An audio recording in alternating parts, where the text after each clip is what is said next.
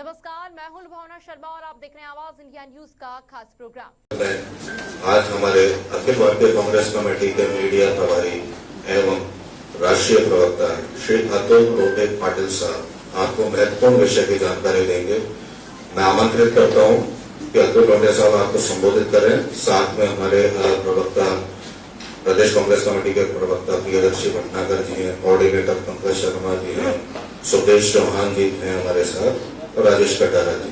मैं आमंत्रित करता हूं, आपको संबोधित करें अतुल जी। आप सभी का बहुत बहुत स्वागत। दूसरी दफा आपसे रूबरू हो रहा हूं। 70 के दशक में एक बॉबी रन की फिल्म काफी फेमस हुई थी। उसमें गाना था, झूठ बोले कौवा काटे, काले कौवे से डरिए। तो ये मोदी जी जो कल से बोल रहे हैं और साइन सिग्नेचर कर करके जो दे रहे हैं, तो वो झूठ बोले कौवा काटे से कम नहीं है। एक तो जो भी बात कर रहे हैं, ऐसा लग रहा है कांग्रेस से अभी सीखना उन्होंने शुरू किया है। पहले कसम मिट्टी की, सौगंध है मुझे मिट्टी की, देश में बिकने नहीं दूंगा, आधे से ज्यादा पीएसयू बेच चुके हैं। ये ऐसे पहले प्रधानमंत्री जिन्होंने कोई पीएसयू का निर्माण नहीं किया, लेकिन किसी पीएसयू को बेचने का मौका मिला तो एक भी मौका उन्होंने गवाया नहीं है। आज मैं इसी पर बात करना चाहता हूं कि हम जब गारंटी देते हैं, चुनाव के समय हम अगर बात करते हैं, तो क्या आपका वित्तीय प्रबंधन है, फाइनेंशियल मैनेजमेंट है उसके पीछे, और आपका पूर्वाग्रह क्या रहा है, आपका इतिहास क्या रहा है, कि आपने जो जो बातें की है वो वास्तव में कितनी आई है, धरातल पर कितनी दिखाई दे रही है। तो मैं आपको बता दूं, एक एफआरबीएम नाम का एक्ट बनाया था, भाजपा सरकार नहीं बनाया था, fiscal responsibility and budgetary management act, और उसके हिसाब से कुछ पैरामीटर्स दिए, और वो पैरामीटर्स ये कहते हैं कि इसके ऊपर आप कर्जा ले नहीं सकते, इसके ऊपर आपका कर्जा जा नहीं सकता। तो आपको पता होगा 2008 में जब वसुंधरा जी के नेतृत्व में सरकार आई थी, तो राजस्थान सरकार का बजट, ये सरप्लस बजट था करीब करीब 3,500 करोड़ से। और जब 2017-18 में वसुंधरा जी से सरकार, फिर गहलोत साहब की सरकार आई, कांग्रेस की सरकार आई, तब करीब करीब 62,772 करोड़ रुपए जो है वो कर्जा हो गया था। यह सरप्लस स्टेट कांग्रेस ने देना, और लोगों ने इनके झूठे वादों पे विश्वास रखने के बाद फिर लोगों को कर्जों में डुबा देना, यह काम जो है भाजपा का इतिहास रहा है, केंद्र का विषय नहीं है। लेकिन यही एफआरबीएम एक्ट ये कहता है, डेट टू जीडीपी रेशो, सकल उत्पाद से आपका कर्जा कितना होना चाहिए, तो वो 60% होना चाहिए। 2014 में जब देश को आजादी मिली, मैं फिर से दोहरा रहा हूं, 2014 में जब देश को आजादी मिली, तब देश पे कर्जा था 68% debt to GDP, 55 lakh crore. आज की तारीख में केवल 9.5 साल में 157 लाख करोड़ इस देश पे कर्जा हो चुका है। 70 साल में 55 लाख करोड़, और 9.5 साल में 100 लाख करोड़ से ज्यादा कर्जा जो है वो मोदी जी ने किस पे थोपा है। तो आज जो गारंटियां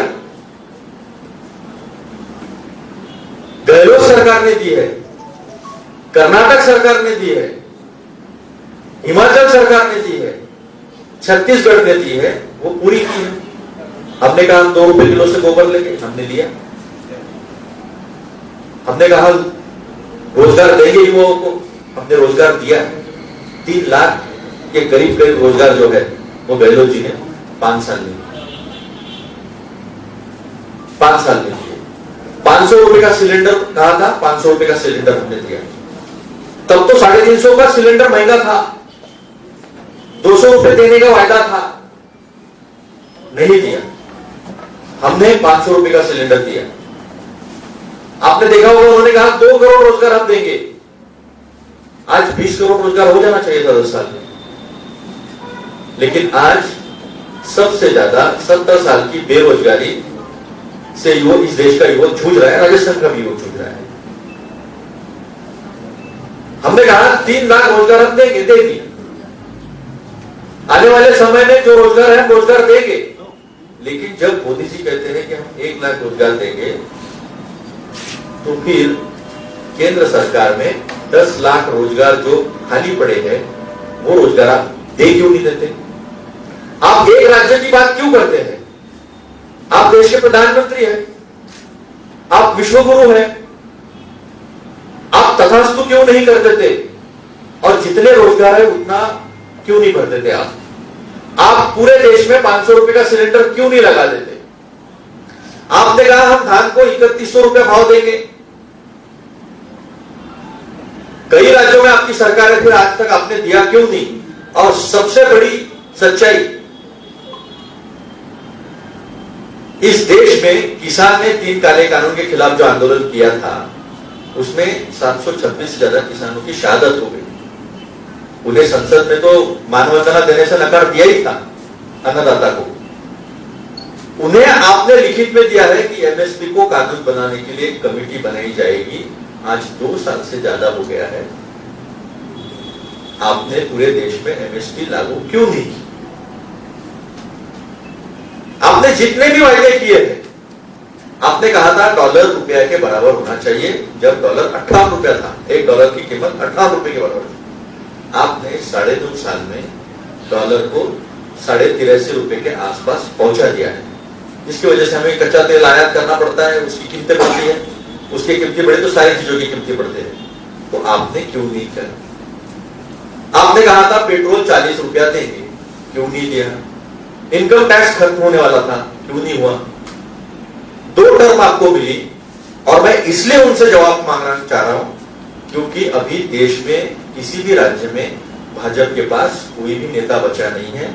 और वास्तविकता तो ये भी है, मेरे पास तो ये भी इंफॉर्मेशन आई है कि अभी अटल बिहारी वाजपेयी जी का 9.5 साल के बाद फिर से फोटो आया है, देख लीजिएगा मध्य प्रदेश के उनके मैनिफेस्टो।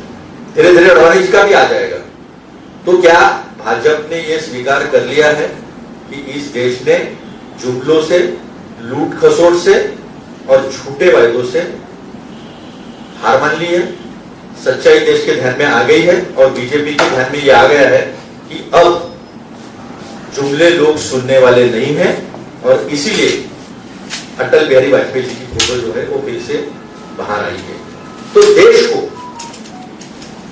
सच्ची गारंटी पे ज्यादा विश्वास है, और सच्ची गारंटी, ओरिजिनल गारंटी और डुप्लीकेट गारंटी का अंतर देखिए। क्या मेरे पास एक फोटो है, ऐसे कई फोटो है, कई डुप्लीकेट आ जाते हैं। कोई अच्छा परफॉर्मेंस कर देता है, कोई खिलाड़ी हो, कोई कलाकार हो, वो अच्छा परफॉर्मेंस कर देते हैं तो उसके डुप्लीकेट आ जाते हैं। जैसे अमिताभ बच्चन के डुप्लीकेट देखे हमने, अनिल कपूर के डुप्लीकेट देखे, धोनी के भी डुप्लीकेट देखे। ये देखिए, ये जो ओरिजिनल है ये कांग्रेस की गारंटी है, और ये डुप्लीकेट जो है ये है बीजेपी की गारंटी। और ऐसे कई है मेरे पास, ये देखिए कई है ओरिजिनल और डुप्लीकेट।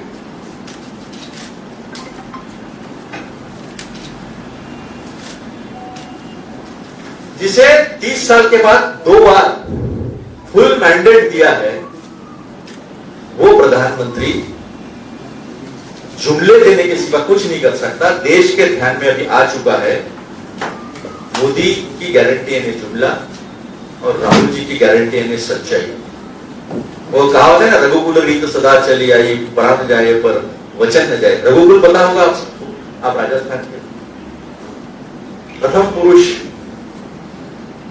राम के वो रघु, राजा रघु, तो उनके कुल की रीत है, तो उन्हें भी शर्मसार करने का काम जो है वो इन्होंने किया है।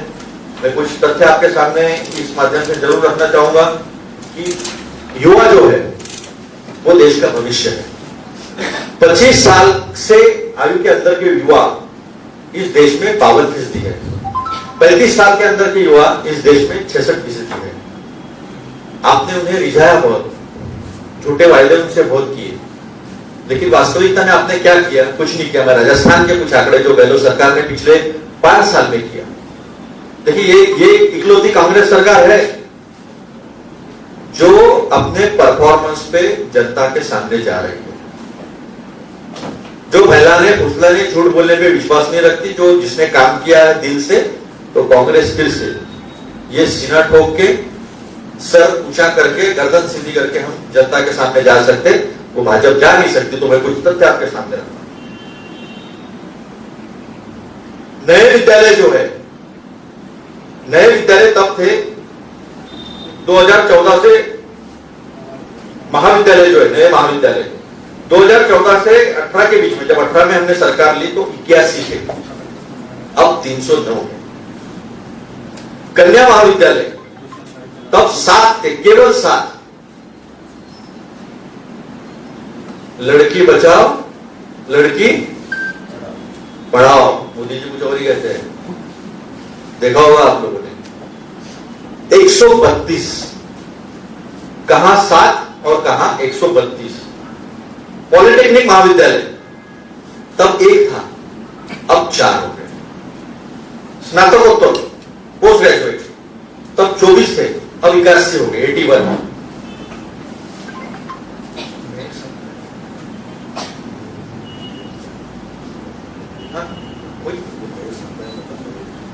नए विश्वविद्यालय,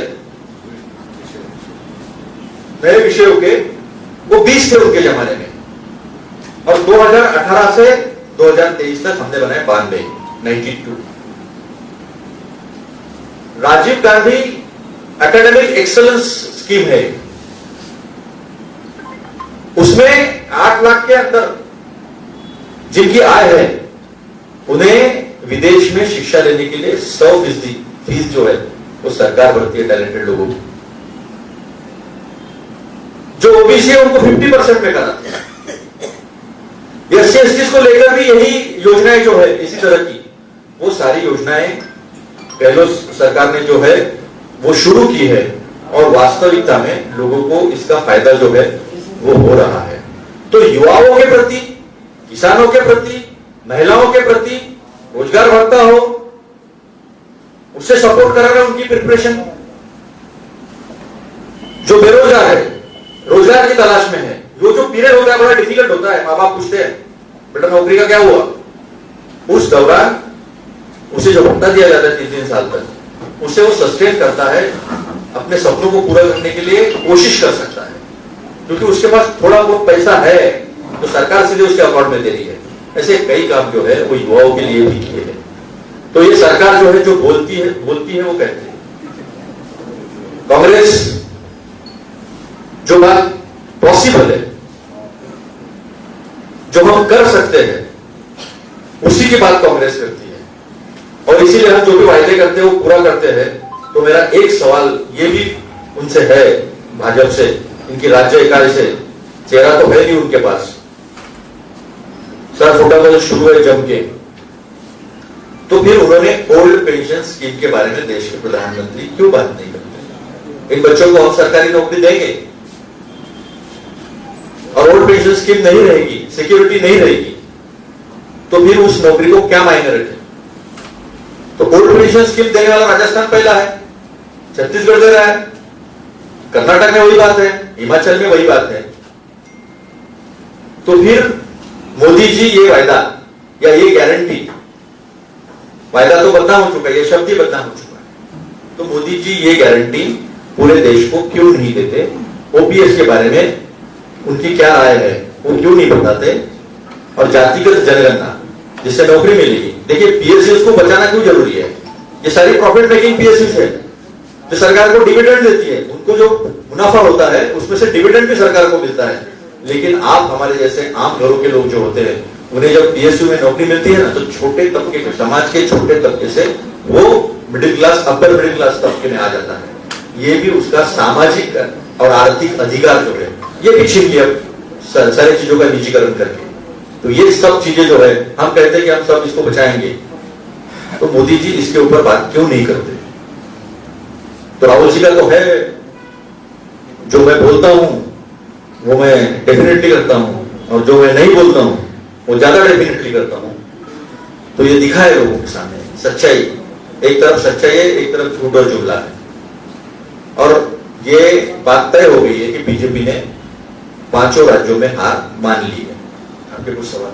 ये अतुल जी, मेरा सवाल ये है कि बिना बिल्डिंग की, बिना प्रोफेसर की कॉलेज या किस काम की, किस चीज की गारंटी दे रहे हैं गहलोत साहब? प्रोफेसर है, बिना बिल्डिंग की कहाँ चल रहा है, कहाँ बैठ रहा है, कहाँ विद्यार्थी? आप एक बात ध्यान में रखिए, जिस देश जब आजाद हुआ ना, इस देश की साक्षरता 16% थी। तब बिल्डिंग नहीं थी, किसान को देने के लिए पानी नहीं था। तो जो गारंटी दी थी उस वक्त भी नेहरू जी ने, भाखड़ा नांगल देश के आजाद होने के बाद खड़ा हुआ, भिलाई, दुर्गापुर, बोकारो, ऐसे कई स्टील प्लांट खड़े हुए। उसके बाद डीआरडीओ खड़ा हुआ, इसरो खड़ा हुआ, इसको बार नाम था उसका। ये सारी चीजें खड़ी हुई क्योंकि पहले उसके पीछे था एक स्ट्रॉन्ग पॉलिटिकल विल, राजकीय इच्छा शक्ति बोलते ना, शक्ति, वो शक्ति उठ गई। आपने सोचा और आपने करके दिखाया। मैंने सारे कॉलेजेस पढ़ के दिखा दिया। आपको बिल्डिंग भी मिलेगी, आपको अच्छे प्रोफेसर भी मिलेंगे, और गरीब से गरीब लड़के को अंग्रेजी माध्यम की शिक्षा मिलेगी, और राजस्थान का नाम वो रोशन करेगा। ये हम आपको गारंटी देते हैं। अतुल जी, अभी चुनाव का समय है, ईडी इनकम टैक्स राजस्थान में लगातार छापेमारी कर रही है। पिछले 1 दर्जन छापों में अभी तक राजस्थान में, क्योंकि कांग्रेस लगातार कह रही है कि जांच एजेंसियां, लेकिन जांच एजेंसियों ने अभी तक कोई बहुत बड़ा एक्सपोज तो नहीं किया है। फिर कांग्रेस इतनी परेशान क्यों है? बीजेपी की शिकायत झूठी साबित हो रही है। ऐसा है कि कोई आपके घर में बेवजह घुस जाए, केवल आपको सरकार का अधिकार है, संविधान का अधिकार है, कोई आपके घर में घुस जाए और आपको तकलीफ दे, जो आपने किया नहीं उसके ऊपर सवाल खड़े करे, तो तकलीफ तो थोड़ी होती है ना। भाजपा ने तो हमसे हार मान ली है, भाजपा ने हमसे हार मान ली है। उनका गठबंधन जो इनकम टैक्स ईडी आईटी, अभी उसको हम हराने वाले हैं, उससे लड़ रहे हैं। जैसा आप भारी कैश मिली है उनको, बड़े बड़े ट्रक, जेसीबी वगैरह आए हैं उनको लेने के लिए। डोटासरा जी के यहाँ 10,000 रुपए का कैश मिला है, वो सब ले जाने के लिए बड़े मात्रा में उन्होंने वाहन जो है वो लाके रखे। देख लो आप उनके घर के पास भारी मात्रा में उनके भतीजे के यहाँ 1500 रुपए का कैश मिला है। वो भी बोनेट के ऊपर रख के दिखाएंगे, वो फोटो निकालवाएंगे उसकी। ये कार्रवाई सीएम पे भी हुई, डोटासरा जी पे भी हुई, और उदयलाल आंजना जी पे भी हुई, और मंत्री अपने क्या नाम से इनका राजेंद्र यादव जी, और अभी महेश जोशी जी पे हुई। लेकिन आपको तो ये सेंट्रल एजेंसियां क्लीन चिट दे रही है, कुछ निकला ही नहीं है, तो परेशान क्यों भाई साहब? घर में कुछ नहीं। एक 114 केस 2004 से 2014 के बीच में हुई। पीएमएलए बना, पीएमएलए एक्ट बनने के बाद ईडी उसमें कार्रवाई शुरू की, और 2014 से 2024 तक करीब 5,500 रेड्स हुई, उसमें की 95% विपक्ष के नेताओं पे हुई। 95% इसलिए बोला मैं, जो बाकी लोग वहां चले गए कमल छाप साबुन से नहा धोकर, तो स्वच्छ हो गए, मुख्यमंत्री हो गए, उप मुख्यमंत्री हो गए, वित्त मंत्री हो गए, सबको अवार्ड से नवाजा गया। उसका कन्विक्शन रेट है 0.5। 25 केसेस में चार्जशीट दाखिल हुई है, कन्विक्शन 23 में हुआ है, और 5,500 के आसपास रेड्स हुई है। तो ये इस्तेमाल ही, राजनीतिक इस्तेमाल, इंडक्टिव पॉलिटिक्स का ये सबसे बड़ा हथियार करके इस्तेमाल जो है वो कर रहा है। 70 साल के इतिहास में 9 राज्यों ने सीबीआई को जो ब्लैंकेट परमिशन थी, जो दिल्ली पुलिस एस्टेब्लिशमेंट एक्ट में काम करता है, उसे 9 राज्यों ने हमारे राज्य में आप कार्रवाई नहीं कर सकते ऐसी परमिशन निकाली। ऐसी ब्लैंकेट परमिशन 70 साल में किसी ने निकाली नहीं थी। हालांकि ये बात और है कि वो सुप्रीम कोर्ट का और हाई कोर्ट का रास्ता रह के घुस ही जाते हैं, तो ठीक है घुसने दो। हमने तो कहा है उनको कि बताइए, हम आपका रहने का, खाने पीने का इंतजाम करते हैं, या फिर पीसीसी में, या फिर वॉर रूम में, या फिर सीएमआर में आप रह लो ना, कोई दिक्कत नहीं, टेंट लगा लो, बाहर वहीं रहो। जब फोन आ जाएगा पीएमओ से, जाके अंदर रेड कर लिया। रेड क्या करते हो, मैं बताता हूँ आपको क्या करते हैं। वो अंदर घर में बैठते हैं, खाना वाना खाते हैं। हम लोग तो हॉस्पिटैलिटी में विश्वास रखते हैं, अतिथि देव हो, कोई भी हो, दुश्मन भी हो तो उसको खाना वाना खिलाते, कुछ नहीं करते, रद्दी कचरा उठाते हैं, बड़े जो पुराने कंप्यूटर उठा लेते हैं, हाथ में मोबाइल वगैरह और लेके चले जाते हैं, दिखाते हैं कड़ी कार्रवाई हुई, मीडिया में कैसा कड़ी कार्रवाई हुई। एक बार पूछो उनको क्या कड़ी कार्रवाई हुई, फिर कड़ी कार्रवाई हुई तो उसका रिफ्लेक्शन क्यों दिखता नहीं? तो अब से पहले जिन जिन राज्यों में ये कार्रवाई हुई है वहां तो बीजेपी के अगेंस्ट गया बहुमत, और या राजस्थान में भी शिकायतें सच नहीं पाई गई। मैंने मेरे पहली पीसी में कहा था, जहां जहां विपक्ष के यहाँ ईडी जाती है वहां विपक्ष पूर्ण बहुमत से जीत के आता है। अब तो गहलोत साहब 156 कह रहे थे, मैं तो कहता हूँ ईडी जीत आएगी, जितनी रेड करेगी 5-5 सीटें बढ़ती जाएगी, कहीं शून्य बना जाएगी। आपने वित्तीय प्रबंधन का जिक्र किया था। गहलोत सरकार ऐसी है जिसने 5 साल में रिकॉर्ड कर्जा लिया है। इस राजस्थान में 225 लाख करोड़ रुपए का कर्जा। कितना? 225 लाख करोड़।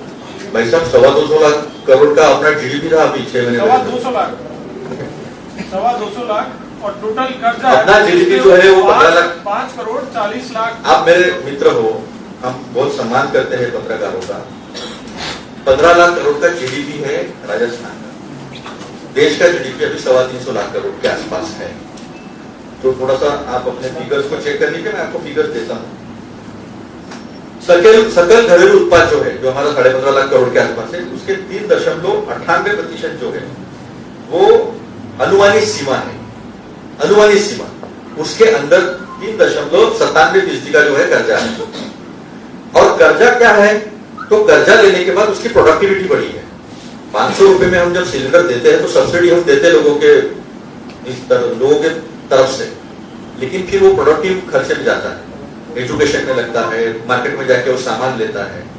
तो ये जो साइकिल, इकोनॉमिक साइकिल जो होता है कि मांग बढ़नी चाहिए, मांग बढ़ने के लिए परचेसिंग पावर है, उस आदमी के जेब में पैसा होना चाहिए।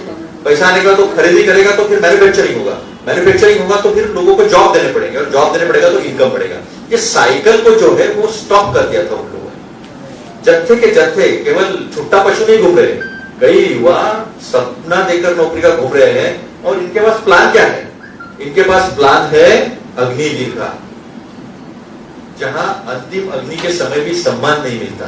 स्टेट की बात हुई, स्टेट की बात कर रहा हूं मैं। मुझे बात बताइए, क्या सीकर का बच्चा अग्निवीर की परीक्षा से परेशान नहीं है? वित्तीय प्रबंधन की बात है। हाँ तो कर्जा राजस्थान में कितना बड़ा है पिछले 5 साल में? अब तक की सरकारों में सबसे ज्यादा इस सरकार में बढ़ा है। मैंने आपको पहले बताया था, 2008 में इनको जब सरकार दी तब ये सरकार सरप्लस थी। 2018 में इनसे हमने सरकार ली, तब कर्जा जो है वो कर्जा बढ़ गया था। रेवेन्यू डिफिसिट 2018-19 में 28,900 करोड़ रुपए का था। अब कुल ऋण सीमा जो है वो 3.99% है। हमने 3.98% का कर्जा लिया है। आप कैसे कर सकते हैं? फिगर दे रहा हूं मैं, आप चेक कर और वेबसाइट पर चेक करो। हमारे यहाँ आटा भी मिलता है और डाटा भी मिलता है। सर, आरबीआई की रिपोर्ट आपने देखी होगी, और ग्रोथ रेट हमारा 11.04 है, जो देश में सेकंड नंबर पर है। आरबीआई की रिपोर्ट में स्पष्ट रूप से लिखा था कि अगर इसी तरह से कर्जा लेती रही राज्य सरकार तो कोलंबो श्रीलंका जैसी स्थिति में आ जाएगी। और अभी जो राजस्थान का बजट है उसका 2/3 कर्जा स्टेट गवर्नमेंट ले चुकी है। ऐसा होता नहीं है। मैंने आपको कहा जीडीपी के 3.99% तक कर्जा ले सकते हो, ग्रॉस स्टेट डोमेस्टिक प्रोडक्ट, और 3.98% लिया। आपने जो आरबीआई की रिपोर्ट की बात कही है वो आरबीआई की रिपोर्ट की बात इसलिए हुई है क्योंकि देश का डेट टू जीडीपी, सकल उत्पाद से जो कर्जे का रेशो है वो 84% हो चुका है, वो 89% तक भी गया था। तो जब आप 60% की मियाद क्रॉस करते हो और 70% के ऊपर चले जाते हो तो फिर आप डेट ट्रैप में जाना शुरू होते हो। और इसीलिए आपके लिए जीएसटी का जो आपके ऊपर ज्यादा बोझ आ रहा है, इन्फ्लेशन बढ़ रहा है, उसकी वजह से कलेक्शन बढ़ रहा है, या मैन्युफैक्चरिंग नहीं बढ़ी है और नौकरियां भी नहीं बढ़ी है। उल्टा अभी जो रिपोर्ट आया सीएमआई की, उसमें 10% जो है वो बेरोजगारी दर है। तो जो बात श्रीलंका के बारे में कही थी वो नॉन प्रोडक्टिव कर्जा ले रहे हैं उसके ऊपर थी। इन्होंने आरबीआई से डिविडेंड भी लिया। आरबीआई कंटिजेंसी फंड जो होता है, आरबीआई हर बार प्रॉफिट में जब आती है तो आरबीआई डिविडेंड देती है। डिविडेंड लिया और कंटिजेंसी फंड जो हमने 1962 के युद्ध में भी नहीं इस्तेमाल किया, 1991 के इकोनॉमिक क्राइसिस में भी इस्तेमाल नहीं किया, उससे ज्यादा पैसा इन्होंने वो कंटिजेंसी फंड में ले लिया है। उर्जित पटेल उसकी वजह से इस्तीफा देके चले गए, रघुराम राजन उसकी वजह से चले गए। ये वास्तविकता है। मैं आपको फिगर से सर बात कर रहा हूं, वित्तीय प्रबंधन है इसलिए कर पा रहे हैं।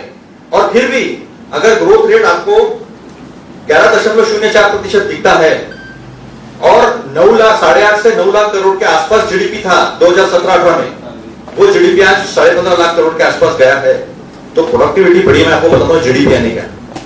पहले सिलेंडर के लिए नंबर लगाना पड़ता था, टेलीफोन के लिए नंबर लगाना पड़ता है। अब आपको जो आपकी मांग है उसके हिसाब से मार्केट में अगर आपको चीजें उपलब्ध होती है तो उसे कहते हैं जीडीपी ग्रोथ।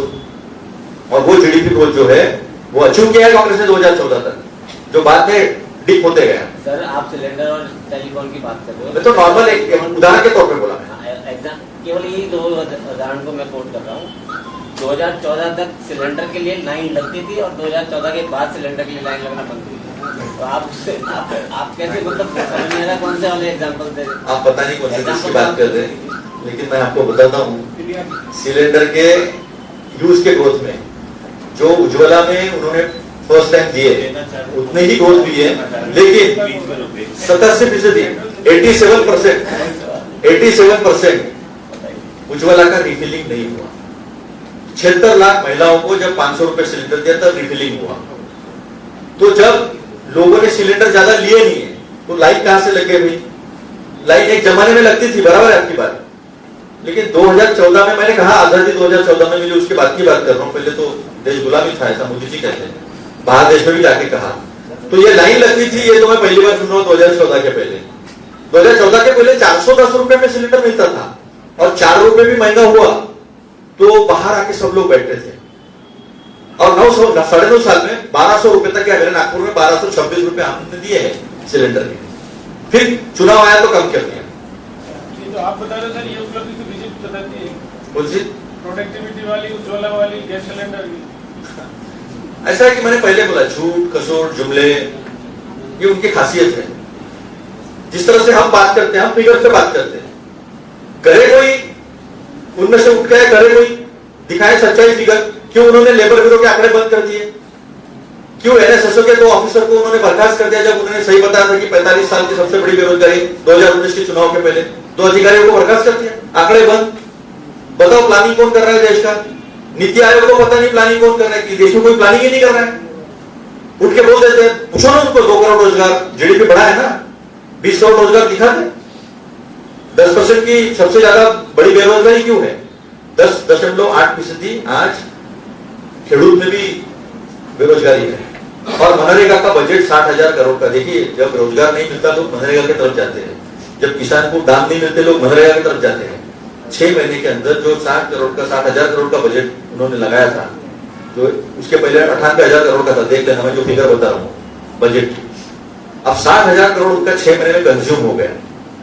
बताओ, इससे मांग कम हो गई है, लोगों की आय कम हो गई है और लोगों को काम भी नहीं मिल रहा है। सिर्फ 100 दिन का एक्ट है, कानून है 100 दिन का। यहाँ पर 125 दिन में दे रहे हैं हम लोग, कांग्रेस 51 दिन के ऊपर उन्होंने दिया नहीं है काम मनरेगा में। यहाँ तो शहरी मनरेगा भी। फिगर के साथ हम जिस तरह से बात करते हैं और सच्चाई है, आप लाके देखो उदाहरण हमारे साथ है। हम आपको सच्चाई के साथ उदाहरण के साथ सारी बातें बता रहे हैं। ये सारा फाइनेंशियल डॉक्यूमेंट भी है मेरे पास, चेक कर लीजिए। इकोनॉमिक सर्वे होता है हर स्टेट का, जैसा केंद्र का होता है इकोनॉमिक सर्वे ऑफ इंडिया, ऐसा हर स्टेट का होता है। Economic survey of Rajasthan, economic survey of Madhya Pradesh, Maharashtra, सब इकोनॉमिक सर्वे होते हैं। सिलेंडर की प्रोडक्टिविटी बढ़ाई किसने सर? देखिए, मैंने आप एक समझ लीजिए, प्रोडक्टिविटी क्या होती है? जब मांग बढ़ती है तो प्रोडक्टिविटी बढ़ती है। मांग कैसे बढ़ी सर? वो तो कह रहे हैं आपने सिलेंडर बांटे तब मांग बढ़ी। उनसे पूछो कि अभी कंजम्पशन कितना है, कितने लोग सिलेंडर इस्तेमाल करते हैं देश में?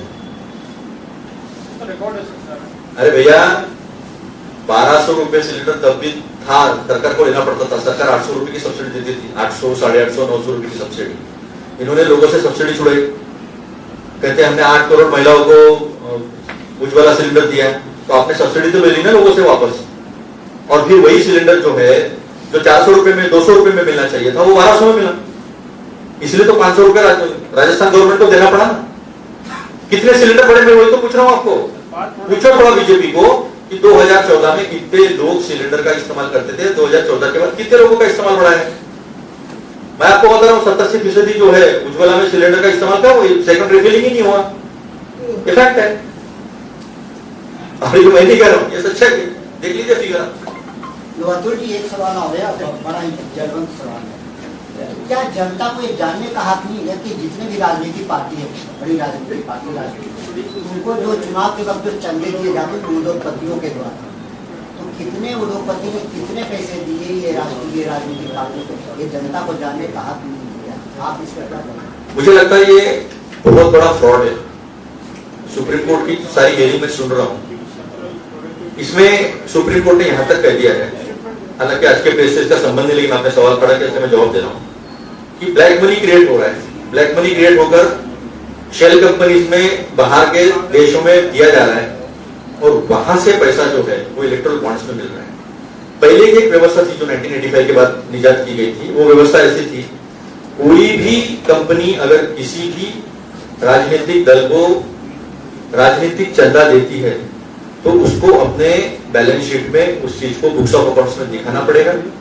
5-5.5% उनके प्रॉफिट के ऊपर वो दे नहीं सकती थी और किसको दिया वो जीता था।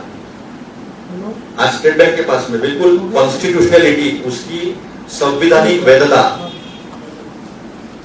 कॉन्स्टिट्यूशनल वैलिडिटी को ही सुप्रीम कोर्ट टेस्ट कर रहा है। उन्होंने कहा कोर्ट कितना ईमानदार है हमसे कोई लेना देना नहीं है, उसकी constitutional validity under article 14 of the constitution of India वो वेरीफाई कर रहे हैं सुप्रीम कोर्ट वेरीफाई कर रही है, इसलिए मैं उस पर ज्यादा टिप्पणी नहीं करना चाहूंगा। लेकिन ये बात है, इस देश में जो लोगों को पहले पता होता था कि कौन किसको कितना चंदा दे रहे हैं, उसे पारदर्शक सरकार भ्रष्टाचार के खिलाफ में कुछ नहीं सुनना चाहता, ऐसे कहने वाले प्रधानमंत्री ने अपारदर्शक कर दिया, ओपेसिटी ला दी। सुधांशु जी ने इन्हीं सवाल का मैं पूछा सुधांशु के से, उन्होंने ये आरोप लगाए विपक्ष पे कि विपक्ष के ही मांग था कि इसे गोपनीय रखा जाए। मुझे एक बात बताइए, जिस विपक्ष ने इसको पारदर्शक रखा था, उसी विपक्ष पे अगर ऐसा आरोप होता होगा तो वो हास्यास्पद है। झूठ बोलने की फैक्ट्री है ना बीजेपी। मेरे मित्र है सुधांशु जी, हम लोग काफी डिबेट में रहते हैं। लेकिन मुझे एक बात बताइए, मैंने तो आपको एक्ट के साथ बताया कि पहले ऐसा प्रावधान था कि आपके बैलेंस शीट में बुक्स ऑफ अकाउंट्स में कंपनी को 5-5.5% मुनाफे के ज्यादा वो दे नहीं सकते थे, उनको मेंशन करना पड़ता था। फिर ये एक्ट किसने बदला? और सुधांशु जी से एक सवाल और पूछना, उसे मनी बिल करके क्यों पास किया? आधार बिल को मनी बिल करके क्यों पास किया? राज्यसभा में फाइनेंस बिल करके आता तो राज्यसभा में भी उसको पास करवाना पड़ता। राज्यसभा में आपके पास मेजोरिटी नहीं थी, फाइनेंस बिल होता तो राज्यसभा में भी चर्चा होती। जीएसटी का भी आपने मनी बिल करके पास किया, क्यों किया? क्योंकि आपके इरादे अच्छे नहीं थे, आपके पास लोकसभा में मेजोरिटी थी, आपने कर लिया मनी बिल करके। आधार कार्ड का क्या संबंध है मनी बिल का? क्या संबंध है इलेक्ट्रल बॉन्ड्स का और मनी बिल का? तो हम तो यही कह रहे हैं ना, संविधान को खत्म करने की कोशिश हो रही है, लोकतंत्र को खत्म करने की कोशिश हो रही है। कुछ लेना सुधांशु से जाके अतुल लोंढे पाटिल ने आपसे ये सवाल किया है। ईडी का एक स्टेटमेंट आया सर, जो कल कार्रवाई की गई है राजस्थान में पीएचईडी घोटाले में, सरकार राजस्थान में कांग्रेस की है, और उसमें कहा कि 11 करोड़ रुपए की अब तक जब्ती हुई है, फ्रीज किया गया है, और 6 करोड़ 50 लाख रुपए सोना और चांदी है वो जब्त किया गया। कहा राजस्थान में? एक्चुअली कैसा होता है, PMLA is prevention of money laundering act. कम से कम मैं गिन नहीं सकता, सैकड़ों रेड हुई है कर्नाटक में। चुनाव खत्म, उसके बाद तो कुछ बोलते नहीं है। कल बघेल जी पे जो आरोप लगाए उसमें क्या लिखा है आखिरी में? Subject to investigation. ऐसा होता नहीं है भाई। और कैश मिला तो फिर इनकम टैक्स का काम है, और अगर मनी ट्रेल होगी तो ईडी का काम है। तो पहले फर्स्ट ईडी ये प्रूव करे whether it is money laundering और कैश का मैटर है, तो सोर्स ऑफ इनकम जो है वो इनकम टैक्स डिपार्टमेंट ढूंढेगा। तो मेरे घर में वो विनोद वर्मा जी क्या रेड हुई, तो विनोद वर्मा जी क्या 16 साल पुरानी परचेस का स्लिप था, वो स्लिप लेकर गए। तो बताया ना मनी लॉन्ड्रिंग कहां हुआ है। 15 दिन के बाद मैं आपको दावे से बताता हूं, 15 दिन के बाद ये सारी बातों की कोई चर्चा नहीं होगी कहीं पर। अतुल जी, आप ये चैलेंज क्यों नहीं करते ईडी की कार्रवाई को? ईडी मनी लॉन्ड्रिंग एक्ट में ही जांच कर सकती है। ये जो करप्शन में ये सब तो होम मिनिस्ट्री उसमें आते हैं। ये सारा जो हो चुका है, लेकिन किसी एक्ट को चैलेंज करना और एक्ट में काम नहीं करना, क्योंकि वो केसेस ही सामने नहीं आ रही है सुप्रीम कोर्ट के। सुप्रीम कोर्ट के सामने केसेस आएगी तो कितना मनी लॉन्ड्रिंग में इन्होंने काम किया है और किस तरह से रेड हुई है वो चीजें भी सामने आ जाएगी। इन्होंने 2018 में एक अलग ही अमेंडमेंट की है। पहले दुष्कर्म में, महिलाओं के दुष्कर्म में बर्डन ऑफ, सुनिए ना, बर्डन ऑफ प्रूफ, मैं बता रहा हूँ ना, वो गए थे हमको, सुप्रीम कोर्ट के पास गए थे हम लोग। बर्डन ऑफ प्रूफ था लड़की के ऊपर, महिला को बताना पड़ता था कि उनके ऊपर रेप हुआ नहीं हुआ, उसे अनकॉन्स्टिट्यूशनल डिक्लेयर कर दिया गया था। इन्होंने वही लाया है ईडी में, आप प्रूव करो, हमने आप पे रेड किया, आप प्रूव करो कि नहीं है ये मनी लॉन्ड्रिंग। मनी लॉन्ड्रिंग मुकदमा तो ईडी ने दर्ज किया ना, हम कैसे प्रूव करेंगे?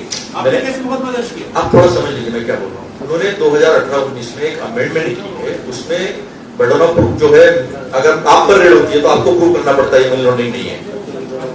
इसकी कॉन्स्टिट्यूशनल वैलिडिटी पे ही सुप्रीम कोर्ट में केस चल रहा है। सुप्रीम कोर्ट ये नहीं कह सकती, ये किसी एजेंसी को ये नहीं कह रहा सुप्रीम कोर्ट कि आप रेड मत करो, ये गलत है, ये नहीं कह सकता सुप्रीम कोर्ट, मना कर दिया सुप्रीम कोर्ट ने। लेकिन ये सबको दिखता है, सबसे बड़ा कोर्ट जनता जनार्दन